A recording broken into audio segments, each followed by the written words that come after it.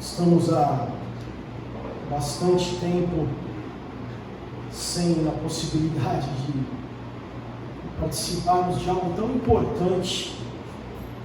A ceia é algo muito importante para nós, irmãos, como seguidores de Cristo. E é uma aquelas duas coisas que Jesus deixou, aqueles dois sacramentos, que são lindos e de extremamente importância: o batismo e a ceia. Em Lucas capítulo 22, no versículo 15, eu vou ler para você na versão que eu tenho aqui, a versão, a mensagem. Jesus diz o seguinte para os seus discípulos: vocês não fazem ideia de quanto desejei comer esta ceia com vocês, antes de começar o grande sofrimento da minha missão. Jesus está ali na última ceia, no último momento, e Jesus expressa toda essa alegria, todo esse desejo, todo esse momento que para ele era especial, porque ele tinha ali uma última oportunidade com os seus discípulos de estarem juntos. Era a última lição que ele poderia dar para os seus discípulos, era a sua última pregação, e ele queria, irmãos, ter a certeza que os seus discípulos soubessem que eles eram amados. Quando Jesus, ali naquela situação, e você conhece essa história, ele pega uma bacia e pega uma toalha para lavar cada pé dos seus discípulos, mais do que remover a sujeira, Jesus estava removendo toda a dúvida. Jesus estava oferecendo misericórdia para aqueles homens antes mesmo que eles procurassem essa misericórdia. E Jesus, como Senhor, sabia de tudo que ia acontecer. Ele sabia que ele seria abandonado no dia seguinte. Ele sabia que um daqueles homens iria o trair. Ele sabia que o outro iria negá-lo 3 vezes. E mesmo assim, ele não deixou de amar cada um deles. Jesus transformou a ceia, irmãos, o compartilhar o pão e o cálice numa experiência. E é esse momento também, irmãos, para nós, deve ser uma experiência. Deve ser essa experiência, um momento único. Não é mais uma ceia, irmãos. Talvez essa seja especial porque a última foi em março, mas não é mais uma ceia, é um momento único, é um momento especial, onde nós podemos com alegria, com fé, com agradecimento, participar do memorial, que nos remete no começo da história até um pouco de tristeza, porque o inocente foi pendurado no madeiro e foi morto, mas no final da história nós podemos celebrar e nós podemos comemorar, porque a morte não pôde detê-lo, e no 3º dia ele ressuscitou e está vivo. E por isso, irmãos, que nós podemos ter a certeza que a ceia, esse momento que nós temos aqui, a ceia, é uma oportunidade. Primeiro, 1 Coríntios capítulo 11, versículo 23 a 25, nos mostra que a ceia é uma oportunidade para nós olharmos para trás. O texto diz o seguinte, na carta de Paulo àquela igreja lá em Corinto, diz o seguinte: pois recebi do Senhor o que também lhes entreguei, que o Senhor Jesus, na noite em que foi traído, tomou o pão, e tendo dado graças, partiu e disse: isto é o meu corpo, que é dado em favor de vocês, façam isto em memória de mim. Da mesma forma, depois da ceia, ele tomou o cálice e disse: este cálice é a nova aliança no meu sangue, façam isto sempre que o beberem em memória de mim. Este cálice é a nova aliança, e a nova aliança, irmãos, custou o precioso sangue do Filho de Deus. O pão que nós pegamos, o pão partido, nos lembra o corpo de Cristo que foi dado por nós. O cálice representa o seu sangue derramado na cruz.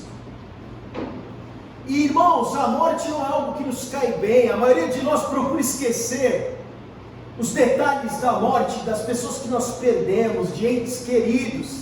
Mas Jesus deseja que nós lembremos que Ele morreu, como Ele morreu, porque a morte de Cristo é o cerne de tudo que eu e você temos como cristãos, faz parte da mensagem do Evangelho. A morte, algo tão triste, algo tão ruim, muitas vezes faz parte da mensagem do Evangelho.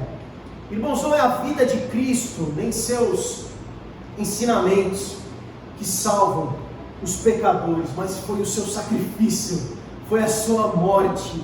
Pela sua morte é que nós temos vida, foi porque Ele morreu e no terceiro dia ressuscitou que nós podemos ter vida, nós podemos ter uma esperança, nós podemos estar aqui, irmãos, através da graça e misericórdia de Deus, e cantar, e louvar, agradecer com alegria nessa manhã. Cristo morreu por nossos pecados, Cristo foi o nosso substituto, quitando uma dívida que eu e você jamais poderíamos pagar. E Ele fez isso de forma voluntária, Ele fez isso escancarando o amor que Ele tinha, que Deus tinha e o seu Filho Jesus tinha por nós. Quando nós participamos, irmãos, em memória, não estamos apenas lembrando de fatos históricos, nós não estamos lembrando somente de uma história, nós também estamos participando de um momento, de uma realidade espiritual. Quando celebramos a ceia do Senhor, nós não caminhamos somente ao redor de um monumento, admirando a distância, não, nós podemos nessa manhã nós temos nessa manhã comunhão com o Salvador que está vivo, Ele está vivo, a morte não pode detê-lo, e nós podemos nos aproximar dele através da fé. Olhamos para trás e celebramos a morte, mas celebramos a morte porque foi a morte dele que nos trouxe vida. Nós celebramos a morte porque no terceiro dia ele ressuscitou. A ceia, irmãos, também é uma oportunidade para nós olharmos não só para trás, mas nós olharmos para frente. 1 Coríntios capítulo 11, versículo 26 diz o seguinte: porque sempre que comerem deste pão e beberem deste cálice, vocês anunciam a morte do Senhor até que Ele venha. O que nós vamos fazer nessa manhã então, irmãos, é anunciar a morte do Senhor, e nós faremos isso até que Ele venha. Observamos a ceia do Senhor, participamos do memorial até que Ele venha.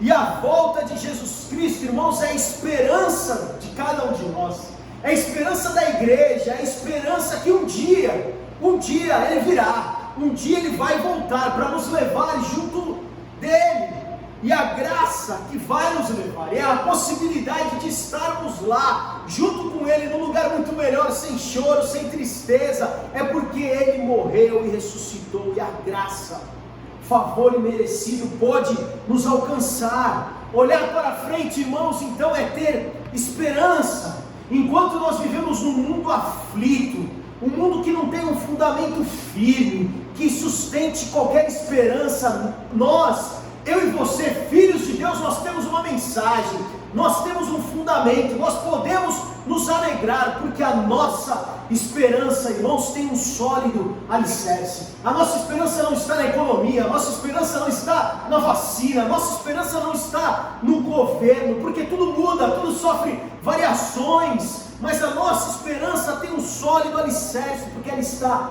em Cristo, que morreu e no terceiro dia ressuscitou e está vivo. E por que então, irmãos, nós podemos olhar para frente com esperança? 1 João, capítulo 2, versículo 25, diz que nós temos uma promessa, e é esta a promessa que Ele nos fez, a vida eterna. A esperança só é esperança porque ela se apoia em promessas, e se ela não se apoiasse em promessas feitas por Cristo, feitas por Deus, ela seria um mero desejo. E nós temos na Bíblia, irmãos, inúmeras promessas, e uma delas é a promessa da vida eterna, e nós podemos ainda ter essa esperança, essa promessa, porque continuamos crendo no que Deus tem para nós, continuamos crendo que existe uma vida eterna, continuamos crendo que existe uma coroa, continuamos crendo que existe um lugar melhor, um novo céu e uma nova terra, e é isso que nos dá esperança e nos dá força para suportar o dia mal, para suportar a dificuldade, para suportar esse mundo que jaz no maligno, porque nós cremos na vida eterna, porque nós cremos em Deus. A segunda coisa, irmãos, que faz com que eu e você olhemos para frente com esperança, é a fidelidade de Deus. O Deus que nós cantamos e servimos, o Deus que nós vivemos, para esse Deus que nós vivemos é um Deus que é fiel. Hebreus capítulo 10, 23 diz o seguinte: apeguemos-nos com firmeza à esperança que professamos, porque o que prometeu é fiel. Deus não apenas prometeu, irmãos, mas a própria história do povo de Deus, relatada na Bíblia, relatada em vários livros, é uma história de um Deus alcançando o seu povo, a sua igreja, e provando a sua fidelidade em cumprir as promessas. Ainda cremos, Ele é fiel. E o terceiro pilar para a nossa esperança, irmãos, é porque Ele ressuscita.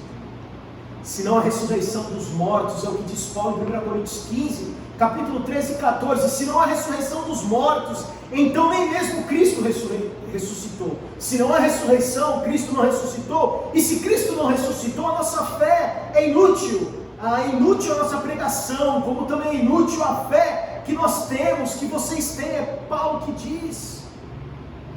Mas Ele está vivo, no terceiro dia Ele ressuscitou, Ele está aqui, e por isso nós podemos continuar crendo, por isso nós podemos olhar para frente e lembrar que o nosso adversário foi derrotado, lembrar que a morte foi vencida, lembrar que após a ressurreição, irmãos, o universo todo passou a respirar sobre uma nova luz, uma luz da vitória de Jesus sobre a morte. E a vitória de Cristo é a vitória de toda a humanidade, a vitória de Cristo é a nossa vitória. A ceia, então, irmãos, é uma oportunidade para olhar para trás, para olhar para frente, e é uma oportunidade também para olhar para dentro. 1 Coríntios, capítulo 11, versículo 27 e 28, diz o seguinte: portanto, todo aquele que comer o pão, ou beber o cálice do Senhor, indignamente, será culpado de pecar contra o corpo e o sangue do Senhor. Examine-se o homem a si mesmo, e então coma do pão e beba do cálice. Paulo nos convida, irmãos, para um autoexame, para examinar o coração, para discernir muitas vezes aquilo que está em nós e não deveria estar, porque nós somos pecadores, mas nós precisamos confessar esses pecados, porque 1 João 1,9 diz que Ele é fiel e justo para nos perdoar e purificar de toda injustiça. O perdão de Deus, irmãos, é uma dádiva que eu e você recebemos, e esse perdão, irmãos, é de graça. Isso não é uma recompensa que merecemos, porque nós não merecemos, mas Ele nos dá de forma gratuita, mesmo não sendo merecido.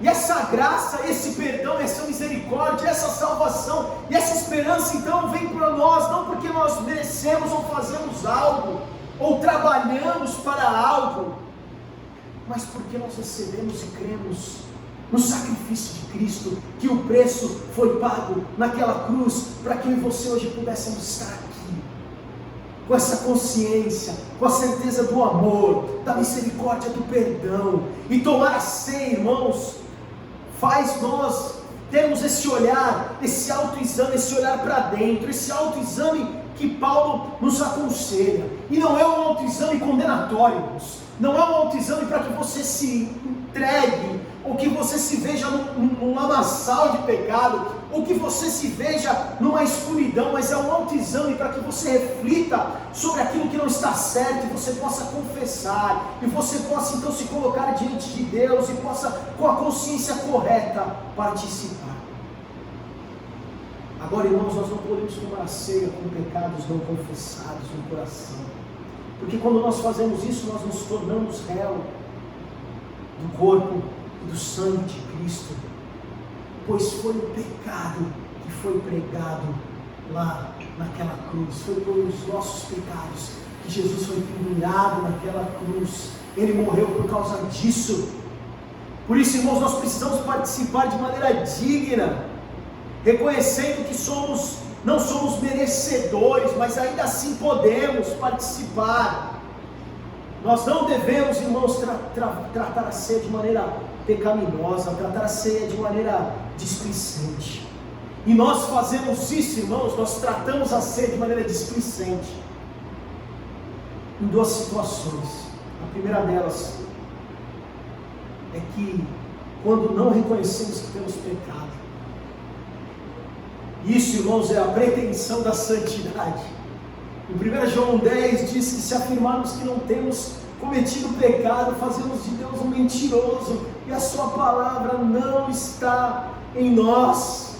Irmãos, nós somos pecadores sim, e podemos reconhecer isso nessa manhã diante de Deus e falar: Pai, eu sei que eu não sou o que eu deveria ser. Como Paulo disse, o bem que eu quero fazer eu não faço, e o mal que eu não quero fazer eu faço. E aí, irmãos, nós podemos então reconhecer isso, reconhecer que somos falhos. E quando nós reconhecemos, irmãos, nós podemos compreender a misericórdia, a graça de Deus que nos alcança. E quando nós compreendemos isso, irmãos, Max Lucado fala que misericórdia compreendida é santidade desejada.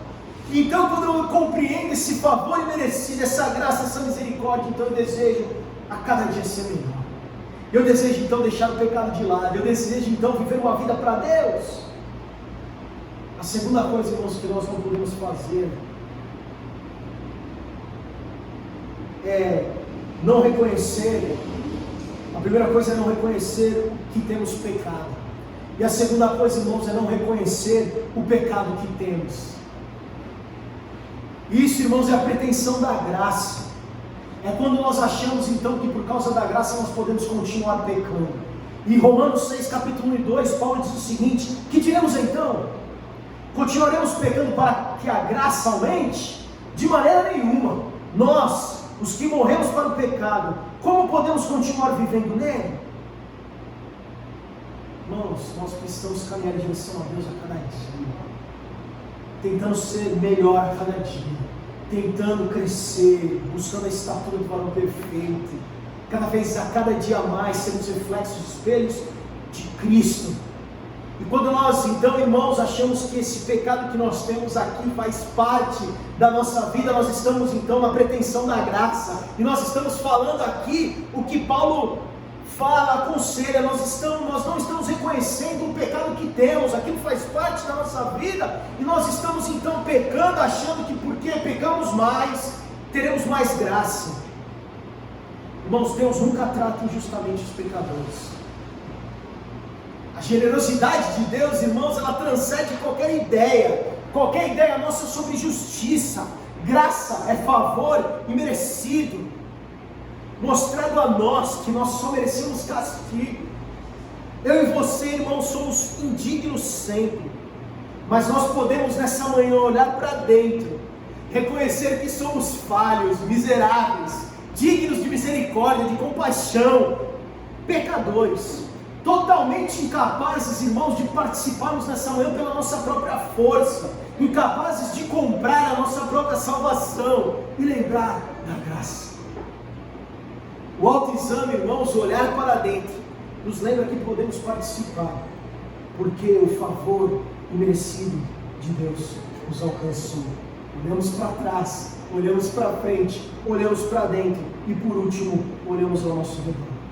1 Coríntios capítulo 11, versículo 33, Paulo diz o seguinte: portanto, meus irmãos, quando vocês se reunirem para comer, esperem uns pelos outros. Irmãos, a ceia é uma refeição de família, e o Senhor da família deseja que seus filhos amem uns aos outros e cuidem uns dos outros. A ceia, irmãos, é a demonstração da união da igreja de Cristo. A ceia é a demonstração de que nós somos um corpo, de que nós somos uma família. 1 Coríntios 10, 17, Paulo diz: por haver um único pão, nós que somos muitos, somos um só corpo, pois todos participamos de um único pão. devemos reconhecer, irmãos, o corpo de Cristo no mundo. E também na igreja, que é o corpo de Cristo, que eu e você fazemos parte, que eu e você somos um pedaço desse corpo, onde Ele é o cabeça. Irmãos, de que maneira podemos lembrar a morte de Cristo, não só nessa manhã, mas em todos os momentos, se não amamos uns aos outros? 1 João 4,11 diz: amados, visto que Deus assim nos amou, nós também devemos amar uns aos outros. O amar ao próximo, irmãos, é o que confere a identidade da gente, é o que deixa claro que a gente nasceu de Deus, e o mundo saberá que somos de Deus se vivemos um só corpo em amor. É o amor ao próximo, irmãos, que revela de fato que temos comunhão com Deus. Paulo está dizendo aqui no versículo 33, se vocês se reúnem para comer, mas vocês não esperam, e vocês não têm nenhuma consideração, isso não vale de nada. Irmãos, e se nós estamos aqui juntos nessa manhã, nós também precisamos esperar uns pelos outros, e esperar, irmãos, deveria nos dar uma consciência de que a nossa caminhada como igreja é uma caminhada coletiva, irmãos. Uma parte do corpo, olha o seu corpo, pense num corpo. A minha mão não consegue chegar lá no final do templo sem o resto do meu corpo. Nós precisamos caminhar juntos, é uma sequência de coisas juntas. Por isso Paulo fala, esperem, porque é uma caminhada coletiva. Uma parte do corpo não consegue chegar antes das outras. Uma parte do corpo não consegue crescer sem que todo o corpo cresça junto, irmãos. Por isso que o cristianismo não é uma carreira solo, o cristianismo é um coletivo, o cristianismo, irmãos, é uma família onde todos devemos caminhar juntos, crescer juntos, como o corpo cresce junto. E quando uma parte do seu corpo não cresce, irmãos, como deveria crescer, na proporção das outras, aí nós temos um problema, nós temos uma anomalia, nós temos um problema de saúde. Esperar, irmãos, significa que precisamos olhar ao nosso redor e lembrar o que está lá em 1 João 3,16. Jesus Cristo deu a sua vida por nós e devemos dar a nossa vida por nossos irmãos. Aleluia. Eu não dou a vida por ninguém, eu também não dou, irmãos, por meus filhos, provavelmente.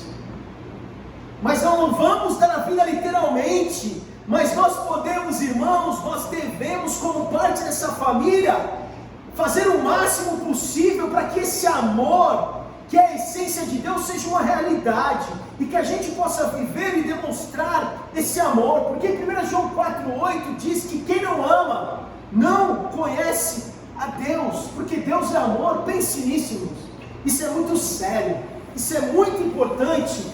Quem não ama, aquele que não ama não conhece a Deus. Se você não ama, você não conhece a Deus, porque Deus é amor na sua essência.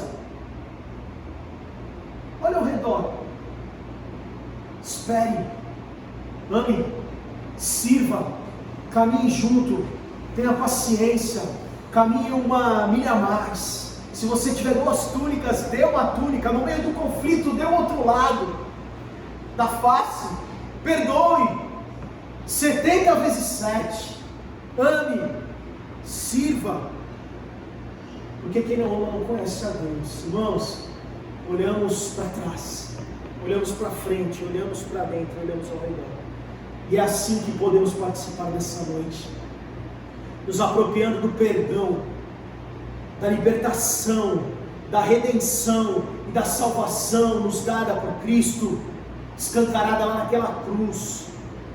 Nós podemos essa manhã dar graças, porque mesmo sendo quem somos, o amor de Deus nos justifica, nos alcança, e é esse amor que nos mantém de pé e nos permite participar e celebrar nessa manhã a graça de Deus que nos alcançou.